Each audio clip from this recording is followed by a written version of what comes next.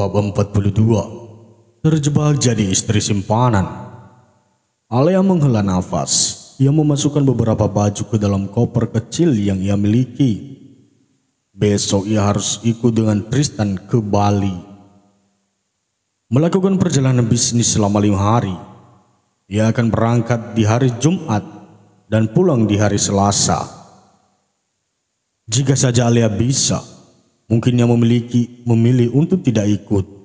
Apalagi mereka hanya berdua saja perginya. Alea jadi khawatir sendiri memikirkan apa saja yang akan mereka lalui di sana setelah perjalanan di 1 hari full sudah selesai. Alea duduk di pinggir ranjang. Ia melihat ponselnya dan membaca pesan yang ia kirim kepada kakaknya belum mendapat balasan. Pasti kakaknya sangat sibuk, gumam Alea pelan. Alea yang hendak meletakkan ponselnya lantas terhenti saat mendengar dering ponselnya itu. Tertulis nama Tristan di sana dan Alea sedikit ragu untuk mengangkatnya. Angkat tidak ya, astaga. Geram Alea kemudian segera mengangkat panggilan dari atasan, sekaligus pria yang menjadikannya sebagai simpanan. Iya, Pak, kata Alea langsung membuka pembicaraan. Sudah bersiap, kita akan terbang jam 7 pagi, jadi aku akan menjemputmu jam 5 ya. Iya, Pak, balas Alea singkat. Kau sudah makan atau mau aku pesankan makanan untukmu? Alea menghela nafas mendengar tawaran dari Tristan. Tidak, Pak, saya sudah makan. Tapi Alea menggantung ucapannya. Kenapa? Apa ada masalah? Apa saya boleh izin pergi ke minimarket? Ada barang yang ingin saya beli. Tanya Alea ragu-ragu. Oh, tentu saja, pergilah. Tapi langsung pulang dan istirahat ya. Besok kita harus pergi pagi. Iya, Pak. Terima kasih sebelumnya. Balas Alea kemudian segera menutup panggilan mereka. Alea senang. Ia pun segera mengambil ponsel dan dompetnya. Alea benar-benar ingin pergi ke minimarket yang tidak jauh dari apartemen sehingga Alea bisa jalan kaki.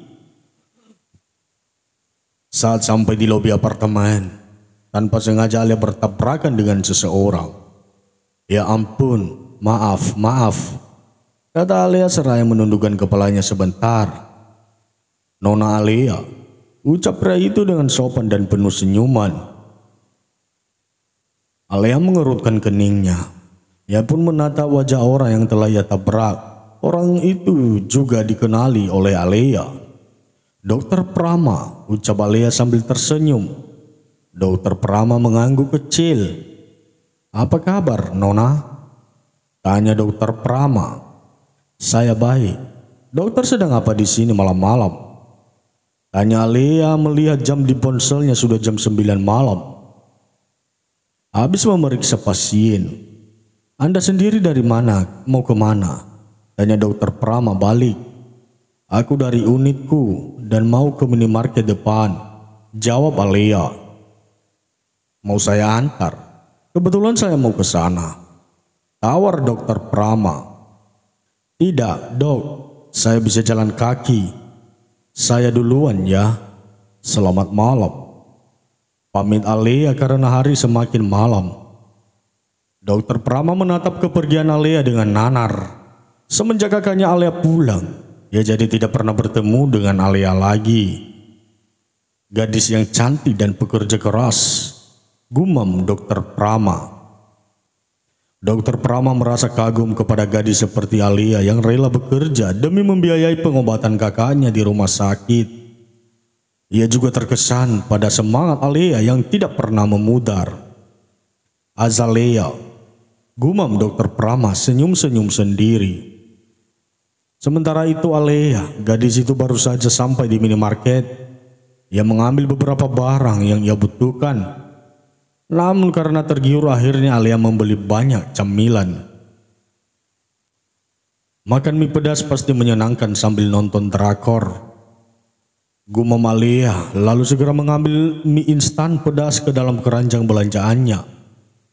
Setelah dirasa semuanya sudah, Alea pun berbaris untuk membayar di kasir.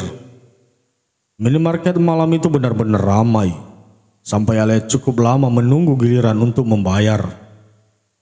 Lain halnya dengan Alea, Tristan justru saat ini sedang duduk di balkon kamarnya sambil menyesap rokok Marlboro yang mengeluarkan banyak asam ke udara. Tristan sengaja mengatur perjalanan ke Bali hanya berdua saja dengan Alea. Selain karena Mondi memang banyak pekerjaan, di sana ia juga ingin bicara banyak dengan Alea. Hanya berdua saja. Tristan memejamkan matanya. Ia merasa lebih tenang jika matanya tertutup begini. Tristan, panggilan itu membuat Tristan membuka matanya dan menoleh. Tristan bangkit dari duduknya. Ia mendorong Linda agar keluar dari kamarnya, sebab ia tidak suka wanita itu menginjakan kaki di kamarnya. Tristan, kenapa kamu kasar sekali? Tegur Linda pelan. Aku bukan mantan kekasihmu yang harus bersikap lembut. Balas Tristan dingin. Tapi kamu suami aku, Tristan, kata Linda membela dirinya. Tristan menarik nafas dalam-dalam lalu membuangnya perlahan. Ia menatap kesal pada Linda yang telah mengganggu ketenangannya. Mau apa kau ke sini? Tanya Tristan langsung. Linda melongo ke dalam kamar. Ia melihat koper di dekat lemari yang sepertinya baru saja selesai dibereskan.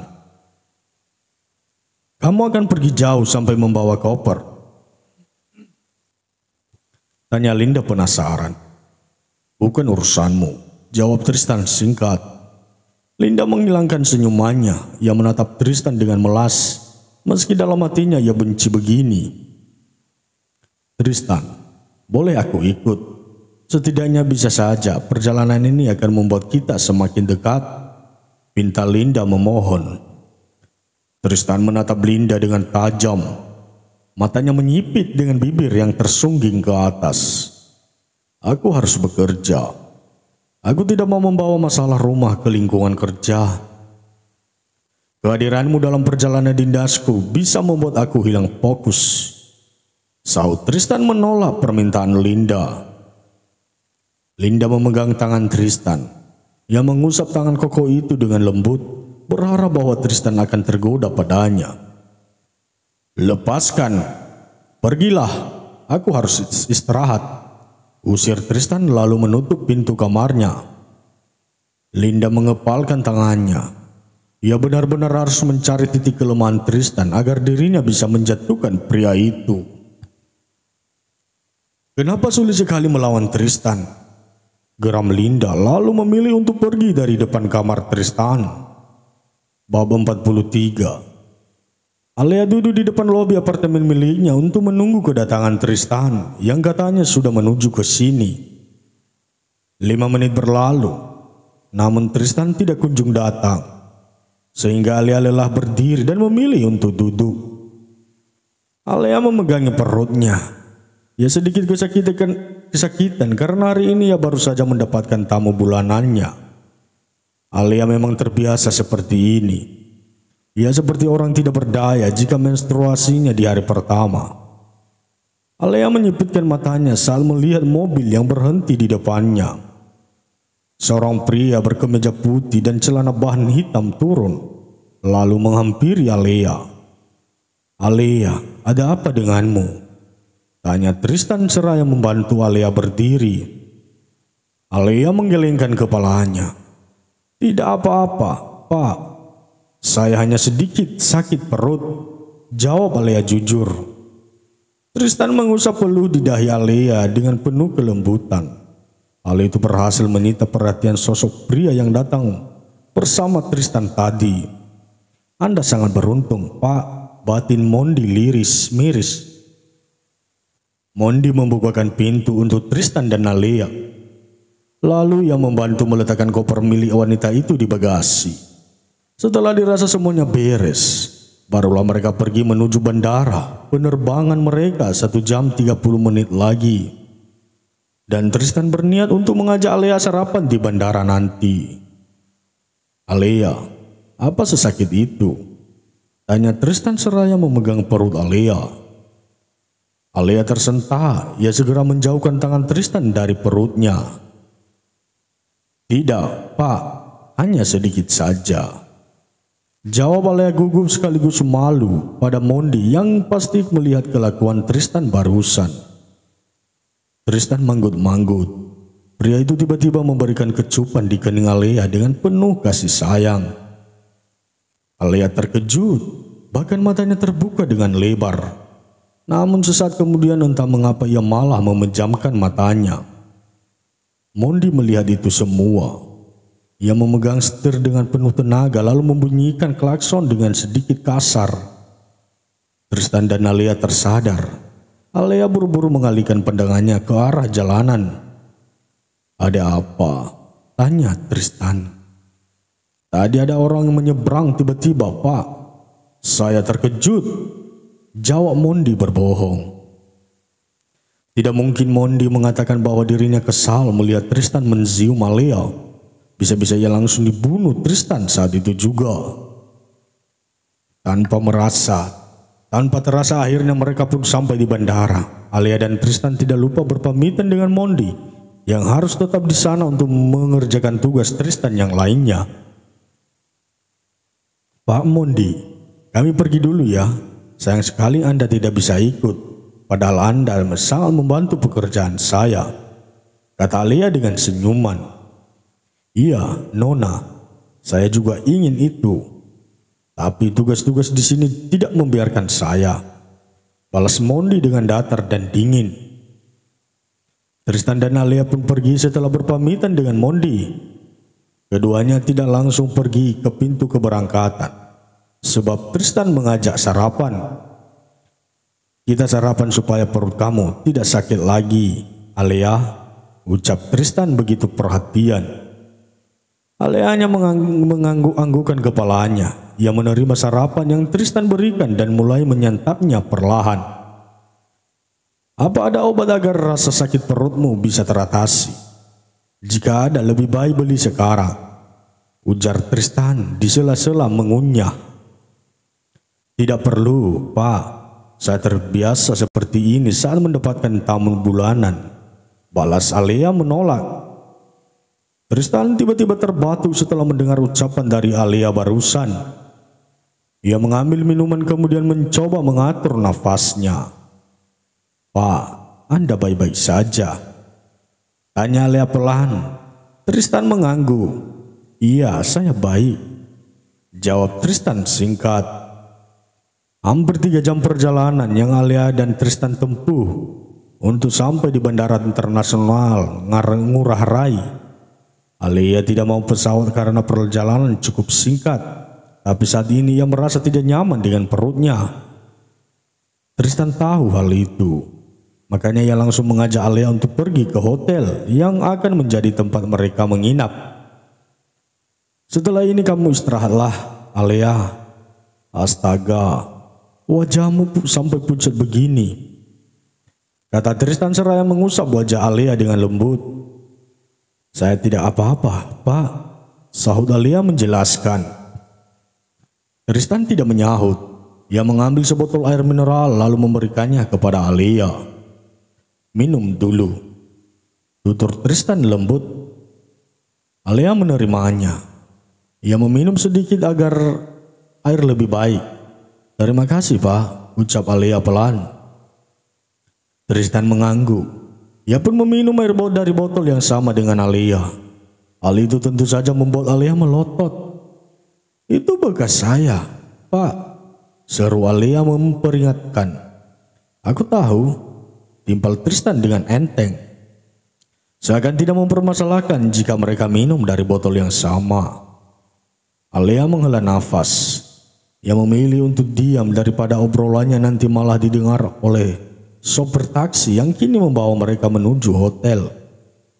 30 menit berlalu, mereka pun sampai di daerah Seminyak, tempat di mana Tristan akan melakukan pertemuan malam nanti sampai beberapa hari ke depan. Bedrock Hotel, salah satu hotel yang Tristan jadikan sebagai tempat mereka menginap selama beberapa hari. Ia juga sudah melakukan reservasi sebelumnya, sehingga mereka hanya tinggal mengambil kunci dan masuk ke dalam kamar. Alea mengerutkan keningnya saat Tristan memberikan kunci, namun tidak membiarkannya pergi untuk mencari kamarnya sendiri. "Pak, saya harus mencari kamar saya," kata Alea pelan. Tristan tidak menjawab. Ia menarik tangan wanita itu masuk ke dalam hotel dan tidak lupa menyalakan lampu dengan kartu akses yang ia dapatkan. "Selamat pagi, Tuan dan Nyonya. Ini koper milik kalian. Semoga menikmati liburannya," ujar pelayan hotel yang membawa barang-barang mereka berdua. Tristan memberikan tip kepada pelayan itu, dan setelah pelayannya pergi, ia pun langsung menutup pintu kamarnya. "Pak, saya tidak mau jika harus tidur di kamar yang sama," ucap Alea langsung. Tristan terkekeh. Ia mendekat lalu mencium bibir yang pucat itu dengan penuh kelembutan dan penuh perasaan. "Aku tidak melakukan itu, Alea. Kamar kamu di sana," tunjuk Tristan ke sebuah pintu di sudut ruangan. "Connecting room." Ternyata Tristan memesan kamar itu. Apa tujuannya? Kenapa harus buang-buang uang untuk melakukan ini? Alea tidak mau ambil pusing. Ia pun akhirnya memutuskan untuk masuk ke dalam kamarnya sendiri menggunakan kunci yang Tristan berikan. "Alea," panggil Tristan. Alea menoleh. Ia sudah membuka pintu dan siap masuk. "Jangan kunci pintunya," ucap Tristan dengan tersenyum lebar. Alea tidak menyahut. Wanita itu langsung masuk tanpa berniat bertanya maksud ucapan Tristan barusan. Setelah melihat Alea masuk ke dalam kamarnya, Tristan lalu meraih ponselnya dan menghubungi karyawannya di kantor cabang Bali.